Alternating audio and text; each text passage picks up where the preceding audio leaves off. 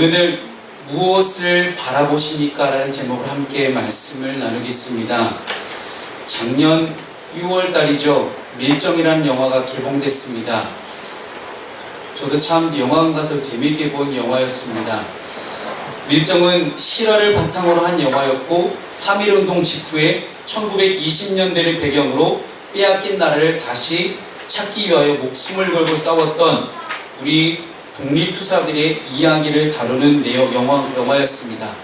근데 그 독립투사들 가운데 밀정, 즉 스파이가 숨어 있었습니다.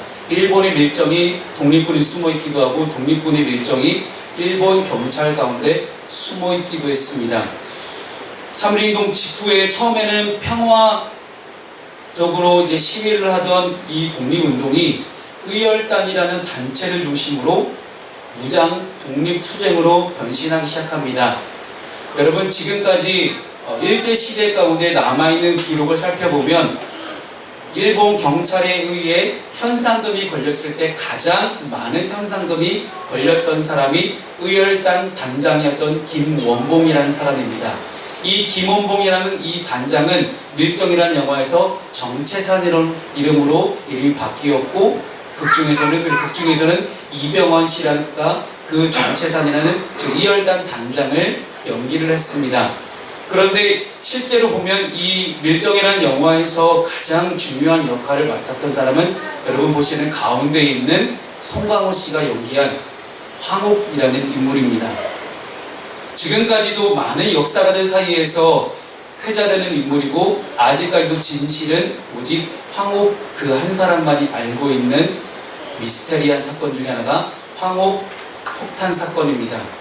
그 당시 이열단 단원들이 폭탄과 권총 같은 무기들을 제조하기 위해서는 국내에서는 불가능했습니다. 워낙에 일본 경찰들의 감시가 심해서 중국에 있는 상하이에서 그들은 그것을 폭탄을 제조했고 그것을 천진항에 모여서 천진에서 경성까지 기차로 운반을 합니다. 이 밀정이라는 영화에서는 경성역에서 모든 우리 독립군들이 다 붙잡힙니다. 하지만 실제 역사 속에서는 무사히 경성역까지 다 도착을 했습니다. 경성역에서 다 빠져나온 이 독립군들이 실제 거사를 치르지 못한 이유는 딱 한 가지였습니다. 돈이 없었습니다. 거사를 치르기 위해서는 어쨌든 먹고 살아야 하고 매일매일 우리가 생활비를 가지고 살아가야 되는데 그들의 수중에는 돈이 없었습니다. 그래서 그들은 이 폭탄 운반을 같이 함께 담당했던 황옥이라는 경부를 다시 한번 찾아갑니다. 이때 당시 경부라는 직책은 지금으로 말하면 공무원의 5급에 해당하는 굉장히 높은 직책입니다. 이 황옥이라는 사람이 어떻게 경부 자리까지 올라가는지에 대해서도 아직까지 말들이 많습니다. 영화 시나리오에서는 이 황옥이라는 사람이 원래는 임시정부 안에 있다가 임시정부 안에 있는 많은 정보들을 빼돌렸고 급기야 임시정부의 많은 인사들을 일본 경찰이 넘기는 혁혁한 공을 세웠기에 이 황옥이라는 사람을 경부로 임명했다는 것이 영화 속의 설정이었습니다. 실제로 어떻게 경부 자리까지 올라간지는 모르겠지만 갑자기 일본 경찰의 굉장히 높은 위치에 있던 이 황옥이라는 사람이 의열단을 함께 도와서 폭탄을 운반하게 된 배경이 바로 오른쪽에 있는 김시현이라는 우리 독립투사의 권유였습니다. 실제로는 이 황옥이 일본 경찰의 밀명을 받고 상하이에 건너가서 이 독립군들 임시정부와 의열단 단원들의 동태를 파악하기 위해서 상하이로 갔습니다. 그 상하이에서 만났던 사람이 이 김시현이라는 사람이었습니다. 이 봉유 씨가 연기한 이 김시현이라는 사람은 의열단의 행동대장 같은 사람이었습니다. 이 김시현을 만나서 황옥이 무사히 경성까지 폭탄을 운반할 수 있도록 큰 공을 세웁니다. 그렇게 보았을 때는 우리 독립군 역사에 가장 이름을 남길 만한 훌륭한 공을 세웠던 사람이 이 황옥입니다. 근데 돈이 떨어진 이 의열단원들이 황옥 경부를 찾아가서 돈을 요청하자 황옥이 또 다른 사람을 한 명을 소개합니다. 그는 조선의 마지막 귀족 중에 한 사람이었습니다. 그리고 일본에게 붙었던 그런 일제의 앞잡이였지만 실제로는 그것이 제대로 밝혀진 바가 없습니다. 어쨌든 그 또 다른 제3의 인물에게 찾아갔더니 이열 단원들에게 그렇게 이야기합니다. 내가 당장 돈이 없으니 내일 다시 찾아오시오. 황옥 경부가 추천한 사람이니 이열 단원들은 당연히 믿고 다음날 찾아갔지만 그 자리에서 일본 경찰에게 붙잡힙니다. 그리고 이 황옥 폭탄 사건의 전말이 다 드러나게 됩니다. 그리고 이들은 재판에 넘겨집니다. 왼쪽에 보시는 사진이 실제 재판정에 서 있던 황옥과 김시연이라는 두 사람의 사진입니다. 이 황옥이 이때 갑자기 반전의 드라마를 했습니다. 내가 폭탄을 운반할 수 있게 도와주고 이열단원들을 도와준 것은 이열단을 박살내기 위함이고 이열단을 내가 붙잡기 위해서 체포하기 위해서 그들에게 숨어 들어간 나는 일본 경찰의 밀정이었다라고 법원에서 그는 자신의 삶에 대해서 이야기를 합니다. 아직까지도 많은 역사가들은 정말로 황옥이 일제의 밀정이었는지 아니면 진짜 독립군이었는지 알 길이 없습니다. 그러나 실제 영화 가운데서는 이 송강호 씨가 연기하는 황옥이라는 인물은 영화에서는 독립군으로 투신했던 것으로 시나리오를 마무리하고 있습니다. 처음에 일본 경찰의 앞잡이로 활동하면서 수많은 독립군들을 체포했던 황옥이라는 사람이 왜 마음이 변했을까요? 오직 황옥이라는 사람 본인만 알 수 있는 그런 일일 것입니다. 오늘 본문에는 하나님 앞에서 영적인 순결을 잃어버린 한 사람이 등장합니다. 지난주부터 함께 말씀을 나누고 있는 삼손이라는 사람입니다. 이 삼손이 황옥이라는 인물처럼 마지막에 반전을 이뤄내는 이야기가 오늘 본문의 이야기입니다. 아마도 여러분들이 잘 아시는 내용일 겁니다. 삼손이 들릴라라는 한 여인에게 빠져서 헤매다가 결국 들릴라의 관계에 빠져서 두 눈이 뽑히고 머리가 깎이고 자신의 모든 힘을 잃어버리고 블레셋에게 잡혀가서 감옥에서 맷돌만 돌리는 신세로 살아가다가 삼손을 농락하기 위해서 제주를 부려보라고 이야기하는 블레셋 사람들이 모인 그 집에 거대한 궁전과도 같은 그곳에 모인 수많은 블레셋 사람들을 한 번에 다 죽인, 그렇게 시원하게 복수를 한 사건이 오늘 본문의 이야기입니다. 오늘 이 본문 속에서 우리는 삼손을 통해 무엇을 바라보고 살아가야 되는지에 대해서 함께 살펴보길 원합니다. 참 아이러니한 사실입니다. 분명히 오늘 본문 속의 삼손은 눈이 멀은 사람입니다. 앞이 보이지 않는 삼손의 이야기를 통해서 우리는 무엇을 바라보아야 될지를 함께 나누길 소망합니다. 첫 번째는 육신의 정욕을 바라보지 말자는 것입니다. 여러분, 삼손은 그의 삶 속에서 끊임없이 여자를 탐했습니다. 첫 번째는 딥나의 여인을 찾았고, 두 번째는 기생을 찾아갔고, 세 번째는 들릴라라는 블레셋 여인에게 빠져들었습니다. 일평생 한 여자를 향한 정욕에만 물들었던 사람이 삼손이라는 사람입니다.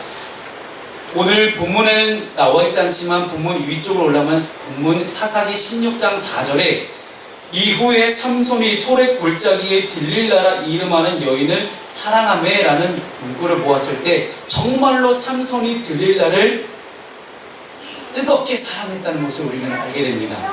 마치 그 여인이 하나님이 되는 것처럼 여인 앞에서 쩔쩔매며 더욱더 그 영혼이 죄악으로 물들어가는 모습을 우리는 보게 됩니다. 결국 16절에 날마다 그 말로 재촉하여 졸음에 삼손의 마음이 번뇌하여 죽을 지경이라.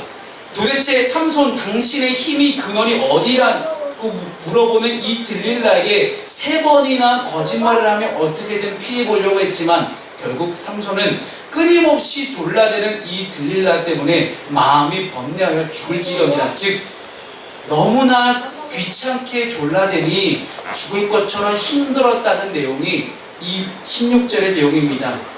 아마도 삼손은 하나님께서 선택한 나실인이라는 사명을 받은 사람으로서의 마지막 자신의 신념을 지키기 위해서 3번의 거짓말을 했을 거라 생각합니다.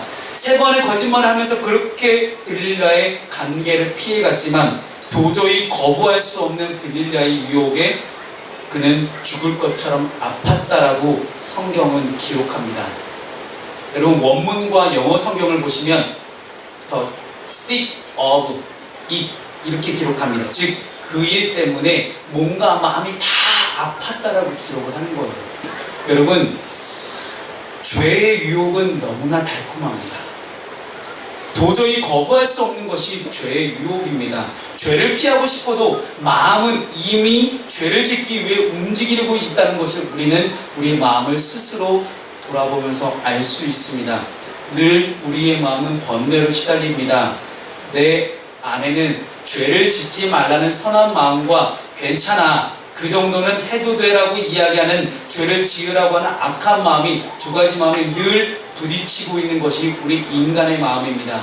그래서 사도 바울도 로마서 7장 24절 말씀에 오호라 나는 공고한 사람이로다 이 사망의 몸에서 누가 나를 건져내라라고 말하면서 고백하면서 자신의 안에 여전히 죄를 짓게 만드는 죄의 본성이 살아있음을 그는 우리에게 이야기하고 있습니다. 최근에 기독교계에 또 한 명의 유명한 청소년 부흥 강사가 성폭력 문제로 구속되었습니다. 연속해서 발생하고 있는 이 목회자들의 성 문제 때문에 많은 이들이 교회를 향해 비난의 목소리를 높이고 있는 것이 실정입니다. 이러한 사실은 이 자리 가운데 우리 어느 누구도 죄의 문제에 대해서 자유롭지 못하다는 사실을 반증하고 있습니다. 어느 누가 자신을 스스로 구원할 수 있겠습니까? 날마다 하나님의 말씀을 선포하는 목회자를 비롯해서 우리 모두는 다 죄인입니다. 죄의 유혹에 항상 노출되어 있음을 우리는 도저히 거부할 수가 없는 사실인 것입니다. 조금이라도 죄의 본성에 가까이 다가가기를 한다면 우리는 너무나 쉽게 죄를 짓고 맙니다. 제가 자주 쓰는 예화 중에 하나이죠. 알코올 중독자들은 완치가 없습니다. 완치되었다라고 생각하지만 실제로 그 사람의 몸에 0.0001%의 알코올 성분이 다시 한번 그 사람의 몸에 들어가게 된다면 또다시 알코올 중독의 증상이 그 사람에게 재발하고 맙니다. 이것이 바로 죄의 본성입니다. 우리가 이미 다 구원받았다라고 이야기해도 이미 다 우리는 주님 앞에서 깨끗해졌다라고 칭의로 우리는 의롭다고 칭을 받았음에도 불구하고 우리의 안에는 여전히 죄의 본성이 숨어 있습니다. 그래서 조금이라도 우리가 죄 가운데 조금이라도 노출되기 시작한다면 우리는 급기야 우리의 마음이 죄 쪽으로 악한 것 쪽으로 쫙 쏠리는 것들을 우리는 경험하게 됩니다. 우리는 모두 인정해야 됩니다. 우리 두 가지를 인정할 수 있어야 됩니다. 첫 번째는 죄를 이기기 위해서 내가 용서받을 수 있는 죄인이라는 사실을 인정해야 됩니다. 많은 이들이 구원의 확신에 대해서 자꾸만 마음을 잡지 못하고 있는 사실을 보게 됩니다. 특별히 우리 청년들, 젊은이들 가운데 이미 구원받았음에도 불구하고 구원의 확신이 흔들리고 있는 많은 청년들을 보게 됩니다. 제가 안산대학교에서 많은 기독교 청년들을 만납니다. 그들과 함께 예배하고 함께 채플 가운데 있고 함께 찬양하고 함께 기독교 동아리에서 말씀 공부를 하고 함께 선교 훈련을 하는 과정 가운데 청년들을 만나다 보면 대다수의 청년들이 여전히 죄의 문제에 빠져 있고 그 죄의 문제 때문에 여전히 그들은 자신이 정죄 받을 것을 두려워하고 있습니다. 여러분, 믿는 자들에게는 정죄가 아니라 징계가 내려진다고 성경은 기록하고 있습니다. 즉 이미 예수 그리스도를 믿음으로 고백하며 회개하며 나아갔던 그 믿음의 사람들에게는 구원이 떠나는 것이 아니라 구원받은 이들에게 하나님의 징계가 있다는 사실입니다. 그럼에도 불구하고 자신이 나중에 구원받지 못하면 어떡할까? 지금 내가 당장 어젯밤에도 오늘 가운데도 지었던 죄 때문에 내가 구원받지 못하면 어떡하지라는 불안감 가운데 살아가고 있는 것입니다. 사랑하는 성도 여러분, 그 불안함은 마귀가 주는 생각입니다. 우리의 구원은 변함이 없습니다. 하지만 우리가 해야 될 것은 단 한 가지입니다. 우리가 죄인이라는 사실입니다. 그리고 그것을 인정하며 나아갔을 때 우리는 반드시 하나님께 용서받을 수 있는 죄인이라는 사실을 인정해야 됩니다. 몸이 아픈 환자가 병원에 가서 제일 먼저 하는 말이 어디 아파서 왔어요 하는 말입니다. 내가 아픈 것을 인정할 때의 치료가 시작됩니다.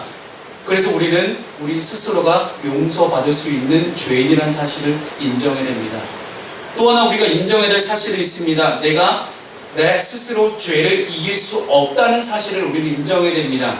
우리는 너무나 쉽게 우리 스스로가 죄를 이길 수 있다고 생각합니다. 스스로 죄를 이길 수 있다고 자신하기 때문에 우리는 기도하지 않고 말씀 읽지 않습니다. 기도하지 않고 말씀을 읽지 않는다는 것은 얼마든지 내가 죄의 유혹을 이길 수 있고 나는 깨끗하고 거룩하고 하나님만 바라보며 살 수 있다라고 자신하는 인간의 교만입니다. 예수님께서도 날마다 기도하셨고 구약 성경을 읽고 묵상하셨다는 기록이 복음서에 많이 나타나 있습니다. 예수께서 성령에 이끌려서 광야로 가셔서 마귀에게 시험을 받으실 때도 예수님은 말씀으로 승리하셨습니다.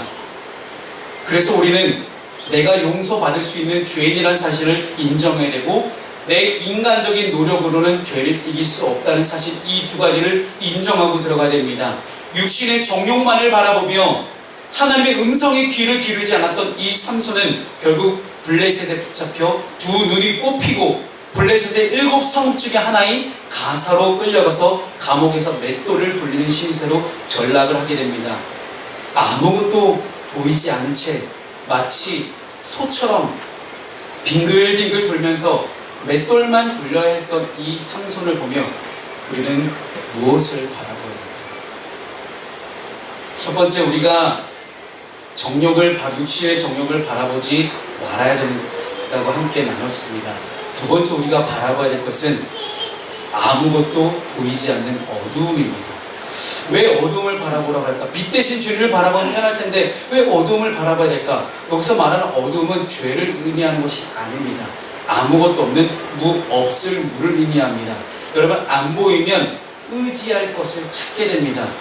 들릴라의 관계에 넘어가서 삼손은 자신의 모든 힘을 잃어버리고 맙니다.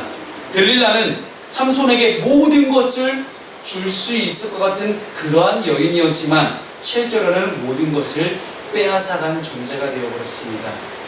악한 존재가 그렇습니다. 마귀가 그렇습니다. 마귀는 우리에게 모든 것을 줄 것처럼, 모든 만족을 줄 것처럼 우리에게 유혹을 합니다. 하지만 실제로는 우리의 모든 것을 빼앗아가는 것이 마귀의 역할입니다. 삼손이 잃어버린 것은 단지 두 눈뿐만이 아니었습니다. 본문 위에 있는 20절 말씀을 보면 여호와께서 이미 자기를 떠나신 줄을 깨닫지 못하였더라. 삼손은 가장 중요한 하나님마저 잃어버린 채 힘든 맷돌을 돌려야 하는 그런 신세가 되었습니다. 천하에 가장 힘이 셌던 삼손이기에, 그리고 강한 힘으로 블레셋 사람들을 많이 죽였던 삼손이니 아마도 블레셋 사람들은 가장 무거운 돌을 돌리는 그러한 형벌을 내렸지 않았을까 싶습니다. 삼손도 처음에는 무척이나 힘들었을 것입니다. 아마 여러분들이 삼손이라 한번 가정해 보겠습니다. 여러분, 두 눈이 뽑힌 채 어두운 감옥에서 빙글빙글 돌면서 맷돌을 돌려야 되는 그런 삼손의 마음을 여러분 좀 느껴지십니까? 아마 해본 적이 없기 때문에 아마 여러분 못 느낄 것입니다. 아무것도 보이지 않아서 불편했을 것이고 혼자서는 눈에 보이지 않아 아무것도 할 수 없었을 것입니다. 그런데 삼손이 앞을 보지 못한 것이 이번이 처음일까요? 이미 삼손은 영적으로 눈이 가려져 있었습니다. 죄라는 것은 우리로 하여금 하나님을 보지 못하게 우리의 눈을 가려버립니다. 우리 영적인 눈을 가려서 참이시고 진리되신 하나님을 바라보지 못하게 하는 것이 바로 마귀가 하는 일들입니다. 죄라는 것은 우리에게 구원과 영생을 가져다 주지 못하게끔 우리의 영적인 눈을 가려서 하나님을 바라보지 못하게 만듭니다. 그리고 다른 것을 우리에게 보여줍니다. 마귀가 예수님을 광야를 데리고 가서 천하 만국을 다 보여주며 나에게 절을 해라. 이 모든 천하 만국과 모든 영광을 다 너에게 주겠다. 즉 마귀라는 존재는 우리가 이 세상에 살고 있을 때 우리 세상에서 얻을 수 있는 모든 명예와 영광과 모든 것들을 우리에게 다 줄 수 있는 존재가 마귀라는 존재입니다. 삼손의 육신의 정욕을 따라 살기 시작하니 영적인 눈이 가려져서 하나님을 보지 못했는데 영적인 눈이 가려지니 육체의 눈이 가려지는 결과를 낳았습니다. 여러분, 우리는 너무나 쉽게 영적인 눈을 생각합니다. 지금 당장 오늘 내가 기도하지 않아도 된다고 생각합니다. 내가 말씀 묵상하지 않아도 된다고 생각합니다. 말씀을 통해 하나님을 만나지 않아도 우리는 된다라고 스스로에게 계속해서 합리화를 시킵니다. 하지만 영적인 눈이 가려진 것이 결국은 육체의 눈을 가리는 결과를 낳게 된다는 것을 우리 오늘 삼손을 통해 보게 됩니다. 삼손은 감옥에서 맷돌을 돌리며 아마도 많은 생각을 했을 것입니다. 여러분, 앞이 보이지 않으면 우리는 무언가 의지할 것을 찾습니다. 더듬더듬 거리면서 앞에 뭐가 있는지 두드려보면서 계속해서 모든 신경을 청각과 촉각에 곤두세워서 이 앞에 뭐가 있나라고 다 찾아보겠죠. 그런데 우리의 삶이 실제로 안 보이기가 너무나 어렵습니다. 여러분, 당연히 주님을 바라보고 의지해야 된다는 사실은 그리스도인이라면 다 알고 있어요. 하나님 믿어야 된다는 사실 다 알고 있어요. 많은 청년 청소년들이 제가 침방하고 전화하고 만나보면 하나님 믿어야 된다는 사실 다 알고 있어요. 그거 모르는 사람이 어디 있겠습니까? 하지만 오직 주님만 바라보기에는 우리의 눈에는 너무나 다른 것들이 많이 들어옵니다. 주님만 바라보며 살기에는 우리의 눈에 주님뿐만 아니라 너무나 많은 것들이 우리의 눈에 들어오고 있음을 우리가 보게 됩니다. 그래서 제일 먼저 우리의 눈을 가려서 어두움을 바라보길 바랍니다. 어렸을 때 제가 수련회에서 시각장애인 체험을 한 적이 있습니다. 두 눈을 안대로 가리고 정해진 코스를 따라 목적지까지 가야 되는 일정입니다. 그런데 옆에는 제가 눈이 안 보이자 옆에는 저를 인도하는 안내자 친구가 한 명이 붙어 있습니다. 저는 앞에 어떤 길이 있는지 전혀 모릅니다. 그 길이 산길이었습니다. 산길이지만 비탈도 있고 돌도 있고 나무 뿌리도 있는데 그 길을 오직 제 옆에 있는 안내자만을 의지해서 걸어갑니다. 앞이 보이지 않는 상황 속에서 안내자에게 모든 것을 맡기고 길을 걸어가던 저는 어느 순간 긴장한 나머지 제 등에 식은땀이 흘러내리는 것조차 몰랐습니다. 그 순간 저의 모든 것은 다 안내자에게 달려 있었습니다. 만약 그 안내자가 저에게 앙심을 확 밀어버린다면 저는 어떻게 될지 모를 일입니다. 그만큼 끝까지 안전하게 저를 인도해준 안내자에게 저는 참 고마운 마음이 들었습니다. 삼손도 감옥에서 맷돌을 돌리며 느끼고 생각했을 것입니다. 지금까지 자신이 삶을 인도하신 하나님에 대해서 묵상하며 과연 삼손은 어떤 다짐을 했을까요? 그래서 우리가 마지막으로 함께 바라보아야 될 분은 주님을 바라보는 것입니다. 하나님만을 바라볼 때 하나님의 역사가 시작됩니다. 극심한 환난 속에서 삼손은 다시 한번 하나님을 애타게 찾아봅니다. 애타게 하나님을 다시 한번 불러봅니다. 앞이 보이지 않을 절망적인 순간 속에서 비로소 지금까지 보지 못했던 주님이 그때서야 비로소 보이기 시작합니다. 자신의 눈에 그렇게 좋게 보이던 것들이 다 사라지자 그동안 내가 미처 까맣게 잊고 지냈던 가치 있던 것들이 어느 순간 내 눈에 들어오는 것들을 그는 보게 됩니다. 아픈 육체적인 눈은 보이지 않았습니다. 하지만 전혀 다른 것들이 보이기 시작했던 것입니다. 삼손의 사사로서의 사역 기간 동안 하나님을 찾는 것은 굉장히 드뭅니다. 몇 번 나오지도 않아요. 그러나 이 좌절과 절망의 순간 속에서 삼손이 다시 한번 하나님을 떠올립니다. 하나님께 부르짖으며 하나님의 도움을 구하고 있습니다. 지금까지 자신의 힘은 오직 머리털에서 나온다고 그런 생각했을 것 같습니다. 하지만 이제는 머리털을 주신 하나님께 힘을 간구하고 있는 장면을 우리는 보게 됩니다. 여러분, 머리털이 중요한 것이 아니라 삼손을 구별되게 세워주신 나시린으로 삼으신 그 하나님이 정말로 중요한 분이셨습니다. 하나님이 우리에게 무언가를 주셨다는 그 주신 것에 감사하며 살아가기도 중요하지만 그것을 주신 하나님을 정말 우리가 믿고 살아가는 것, 우리의 삶에 그러한 믿음과 신앙이 필요합니다. 그리고 하나님은 그 부르짖음에 응답하십니다.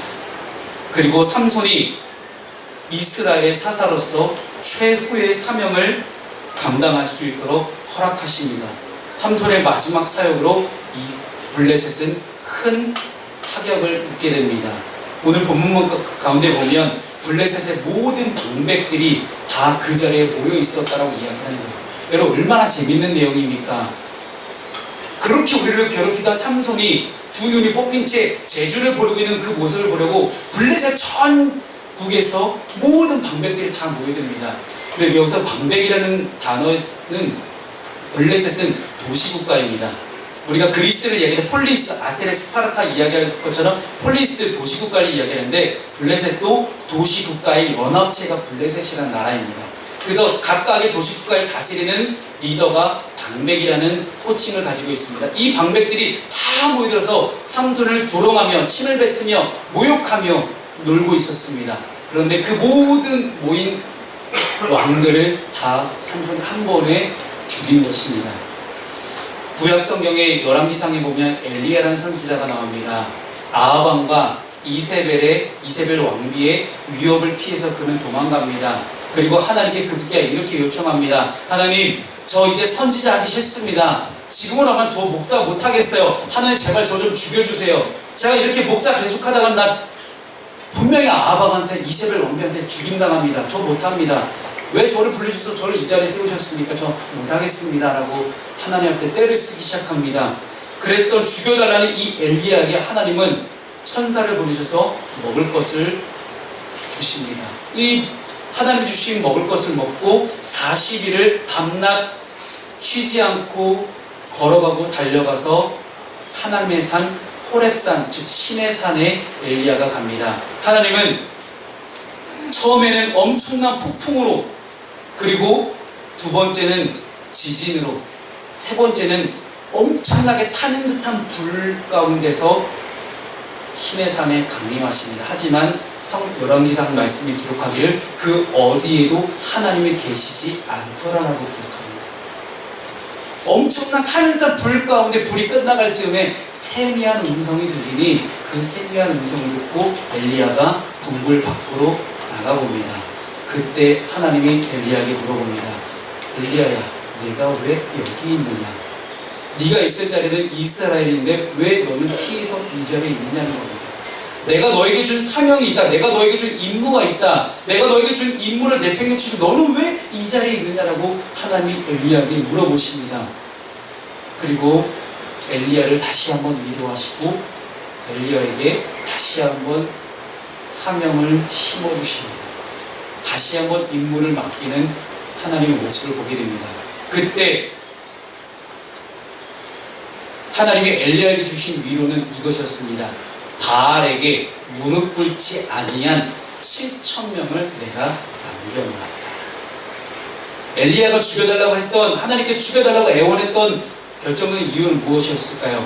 아마도 그것은 고독감이었습니다. 외로움이었어요. 나 혼자 있구나. 나 혼자 신앙생활 하는구나. 나 혼자 하나님께 부르짖고 있구나. 나 혼자 열심히 하나님 일하겠다고 철쳐봤지만 아무것도 안 되는구나 라고 생각했던 그 순간 가운데 하나님은 엘리야에게 아니야, 너 혼자 가냐? 너한테는 이미 7,000명이나 있어. 이스라엘 가운데 아무도 없다고 생각했어요. 그래서 바알과 아세라 선지자 850명과 혼자 만나서 갈멜산에서 그는 영적인 전쟁을 벌입니다. 그런데 850명과는 비교도 안 되는 7,000명이라는 엄청난 하나님을 섬기는 사람들이 남아있다는 사실을 엘리야는 미처 깨닫지 못했던 것입니다. 그랬던 엘리야에게 하나님은 엄청난 숫자의 하나님의 군대를 알려주십니다. 하나님을 위해서 자신의 목숨을 버릴 수도 있는 7,000명이라는 사람이 남겨져 있다는 사실을 깨닫고 엘리야는 다시 한번 힘을 얻고 이스라엘의 선지자로 다시 돌아갑니다. 그렇습니다. 하나님을 바라볼 때 하나님께서 일하기 시작하십니다. 비록 삼손의 삶은 허물투성이었습니다. 죄가 많았고 육신의 정욕, 안목의 정욕, 이생의 자랑만을 바라보며 살아갔습니다. 그러나 히브리서 11장에서 히브리서 저자는 믿음의 위인들을 기록하면서 당당히 삼손을 기록합니다. 삼손이 하나님께 돌아갈 때 하나님은 삼손을 회복시키신 것입니다. 우리는 아까 보았던 황옥이라는 인물을 일제의 앞잡이, 일본 경찰의 앞잡이, 일본 경찰의 경부로 기억하고 있습니다. 하지만 또 다른 역사가들은 이 황옥을 의열단의 한 단원으로 기억을 하고 있습니다. 의열단의 총무와도 같았던 독립투사가 1983년도에 돌아가시기 직전에 남긴 수기가 있습니다.